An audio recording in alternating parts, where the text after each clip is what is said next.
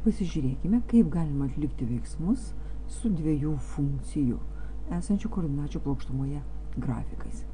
Einame į dvi veiksmai, na ir matome, kad mes šias funkcijas galime sudėti, rasti jų skirtumą, sudauginti, rasti jų santykį, vieną funkciją pakelti kitos laipsnių, arba rasti funkcijų kompoziciją, kur antroji funkcija yra įdedama į pirmąją funkciją kaip argumentas. Pasižiūrėkime, kaip tai atrodys. Sudedu. Taip. Gauname naujos funkcijos grafiką. Taip. Atimu.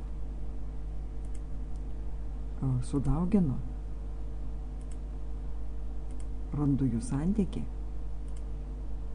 Vieną funkciją pakeliu, pirmąją funkciją pakeliu laipsnių lygių antrai funkcijai. Na ir antrąją funkciją įsistatau kaip argumentą į pirmąją funkciją.